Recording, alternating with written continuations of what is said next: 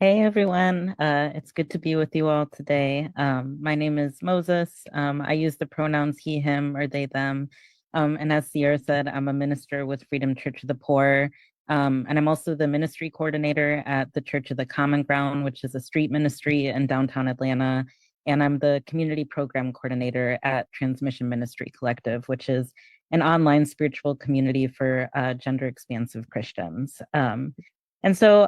I wanted to speak a little bit tonight on Genesis, the story in Genesis, which I've just very actually recently returned to this creation story at my job in TMC. I help run our weekly support groups, and a couple weeks ago, we did some reflecting on the passage of Genesis, and we specifically drew from Salita Ann Riley's chapter in We Cry Justice, where she talks about the creation story of Christianity and how in this creation story we see everyone's material needs being taken care of by dad or by God, not dad. Although dad to some people, I don't know. But in this first story though, there's no competition, there's no pitting one kind of people against other people, but instead God creates the sky, the water, and the earth so that it can fulfill all of our human needs and all that we need to survive and thrive. And Salida basically says that any system that goes against this and that does not provide people with their God ordained rights of food, water, and shelter is going directly in the face and in the will of God. And I think we can probably say that we certainly live in a society that completely rejects this part of the creation story. And every single day, through the denial of people's health care or people's right to housing or shelter, anything like that, the system that we live in is in direct conflict with the will of God. And in fact, the system that we live in is spitting directly in God's image. But what's interesting about this creation story is that a couple lines later is maybe actually the part of the creation story that people really latch on to, which is basically God created male and female. And actually, just a couple days ago, I was on Instagram and someone posted something that was like, point me in the direction of any part of the Bible that speaks against the existence of trans people. And there were hundreds of comments of people just commenting this passage in the Bible, God created them male and female. And so I think it's safe to say that this is definitely a text of terror that is really used to invalidate the existence of the life of trans people, of non-binary people, of intersex people, of any gender expansive people. And I think tonight Aaron's going to speak a little bit more to what that piece is actually saying. But I'm going to take some time tonight to speak about like my own experience with this text from a little bit more of a personal place. I've shared before that I grew up in a very conservative household. Ronald Reagan was my political hero growing up. But even with that, the experience specifically of being like anti gay or anti trans or having like a theology that that was a sin was not a part of my experience growing up. I had a lot of suppression of like who I was, what was painful, but I never thought that it was sinful. And I attribute this fully to my two older sisters who were and are my role models and just modeled like love and acceptance. My oldest sister was an artist, and so a lot of her artsy queer friends would be around our house all the time growing up. And the three of us also watched like a lot of TV. So I grew up on Degrassi, I grew up on RuPaul's Drag Race. Like that was basically, I felt like I was very blessed to be surrounded by examples of just like, despite having an otherwise very conservative, like sheltered childhood, I was very blessed to have a lot of examples of queer and trans people and queer joy really surrounding me. And my family was also religious, but we definitely were not observant. We didn't go to church a lot, but I still felt like I had a very strong connection to God. But I also never felt like that was totally defined by mainstream Catholicism. It felt a little bit like I could define that on my own terms. And so with all this in mind, I had kind of felt like these texts of terrors never really affected me. I didn't really have a strong relationship with the Bible growing up. I felt very confident and secure that God loved gay and trans people. And when I realized I was gay and trans, I think it took some healing, but for the most part, I felt very secure that God loved me. And I think the love of God was really able to break through shame and fear that I might have felt before. And I can also credit this movement too for being a really big part of my own gender journey. And like me being able to come to terms with being trans happened right after a screening of We Cry Justice when I really felt like God and Jesus really calling to me to something. And I still really feel like I have, this really strong connection to God. I can talk to God very easily. I've always been able to. And so, I just feel like I've always been comforted by this kind of love and acceptance of God, until I went to seminary. And something really pivotal happened in seminary, which is that I got a copy of a book called The Theology of the Body, Man and Woman, He Created Them, by Pope John Paul II. And so this is a seminal piece of Catholic work that is about sexuality, marriage, and celibacy. This was not recommended to me by anyone in seminary, but I sought this out because I wanted to understand what people who did not believe that being gay or like being trans was not a sin, what they believed in and where they were coming from. And obviously, from the title of this book, he's drawing directly to this passage in Genesis. And so I read some of theology of the body, and I also started reading more modern day Catholic responses to trans people and what like Catholic bishops believe the Bible says about trans people. And I would just pour myself over these letters from these predominantly American bishops. And what they were essentially saying was that they were denying the existence of trans people, but of course saying that we had an obligation to love them, even though they were like not of the right mind, basically. And so pouring into myself into this stuff and reading kind of what leading Catholic leaders and leading faith leaders thought about trans people, it like literally made me lose my mind. And I'm not being dramatic. It led to a very serious and a very dangerous breakdown that I had very early in seminary. But I remember feeling like I was like ripping open this wound that I didn't even know that I had. And I felt like I was just like rubbing alcohol directly on it. And I was just like speed running the whole process of what it felt like to realize you have this wound and then try to heal it. And this happened within the first 3 months of seminary. And it totally felt like the beginning of the end for me in my like seminary experience. I never really recovered from this period. And I feel very lucky to have come out on the other end. But I do genuinely think that had I not picked up these books with no support or forethought of what I was actually getting myself into, I might have had a very different experience. But I remember later reflecting on this period of my life and feeling very confused because, like I said, I had always felt very confident in who I was. I felt very confident that God loved me. I could always impart that to myself and to queer and trans people around me. That had never been a question in my life. And so I was wondering, what was it about this that just seemed to fundamentally mess me up so badly at my core?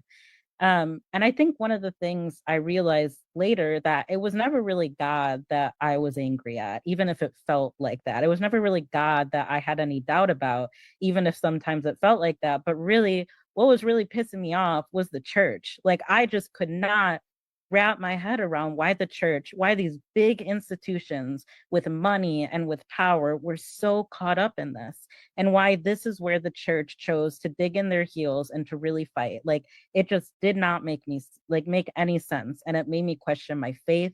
It made me question God, and it made me question why the hell I was even in seminary, because this kind of rhetoric and this kind of theology, it is vicious. It is violent, and I genuinely believe that it's also like homicidal. And I think what can be really hard about this theology is, mostly when people in power, like pastors and politicians, use it, right? They're using it as a weapon, right? And I think it's part of the reason it's so effective is because it's such an effective way to drum up fear and anxiety about something that people don't know or don't understand. And then it drums up this sense of like anxiety for just regular people who usually wouldn't like feel like this, right? And so I actually experience this a lot at Common Ground, where I feel like I encounter a lot of regular, wonderful people who have this theology. And I actually have like quite close relationships with some of them. And like we're friends and stuff.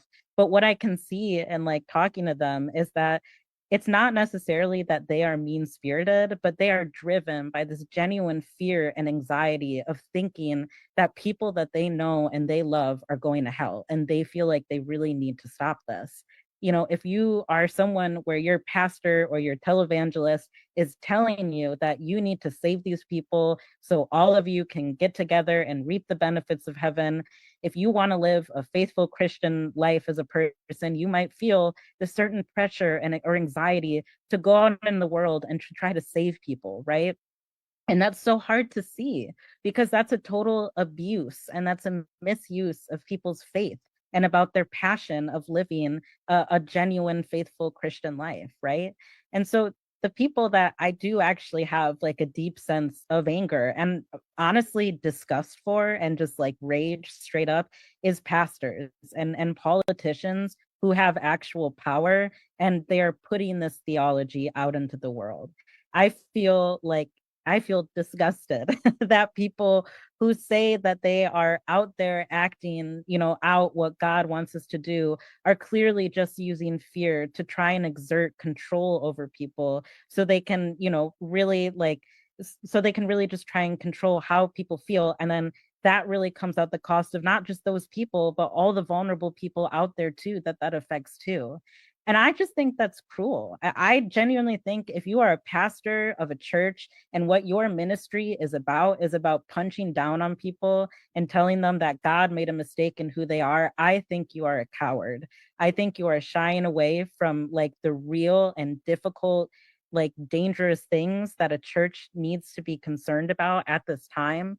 And I think that you are spitting in the face of God's creation. And it really pisses me off because I know that this isn't true. I know that it is not true that God does not love gay people. I know that it is not true that trans people aren't going to go to heaven or all this stuff. And so it's just painful to see people spread lies about you or about the people that you love. And it's painful to see the spiritual abuse of pastors and politicians of their congregations, of people outside their congregations, that this theology reaches. And, I had and I still have serious doubts about the future of the church is if what they're going to hitch their paycheck on and the primary question of their denominations or their congregations are around the questions of sexual and gender morality. Um, Pastors and politicians who primarily concern their careers with the questions of gender and sexual morality. Will people go hungry? Will people don't go without food and water? Well, there's a genocide taking place. I think that doing that is an act of sacrilege and like heresy, like straight up. And I know that the theology that those people serve is genuinely homicidal because it kills people's hearts, it kills people's spirits, and it costs people their life. The guilt that people get when they feel this about themselves is literally can drive people to do like horrible things to themselves, right? And so I think that, those pastors and those politicians who do that, they should be ashamed. Like they should be embarrassed and they should know that God is disappointed in you. Those consider myself and many other folks around me people who are like survivors of this theology that I find to be quite homicidal.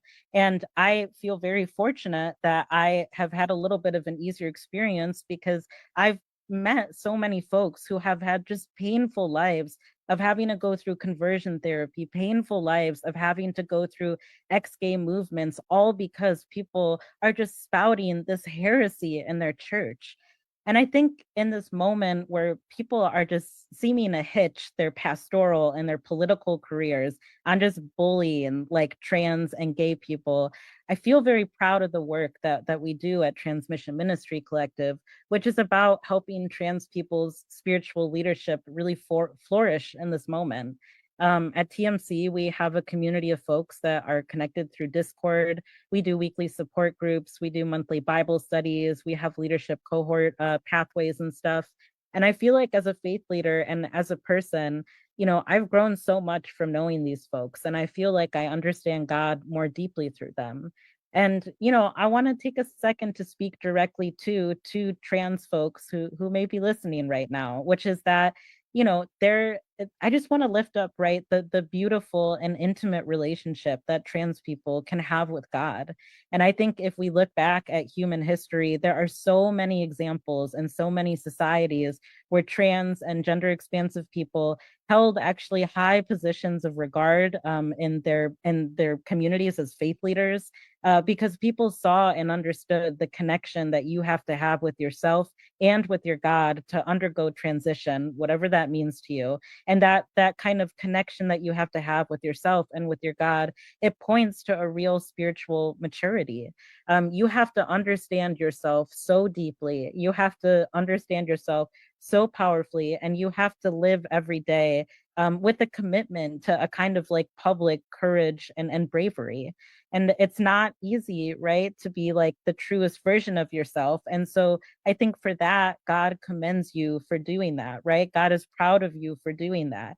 And I think that trans people have so much to teach people about themselves, and they have so much to teach people about understanding God and understanding God's relationship with us and how we can carry out what God wants of us here on earth. And so, I hope that as trans faith leaders and folks, we will not let ourselves be silenced, because what we have to say is too important. And I think for those folks who are not trans, I hope and pray that we'll all continue to open our hearts, right, to what trans folks, to what gender expansive folks, to what queer faith leaders have to say at this moment, because we all have so much to learn from each other and to grow through all of our experiences and our wisdom. And so I'm very grateful to be able to be on tonight, and I'm really looking forward to folks who are going to be doing a little bit more reflection on maybe what this Bible passage is actually saying, that might kind of go in contradiction with kind of some of the more mainstream interpretations. So thank you all.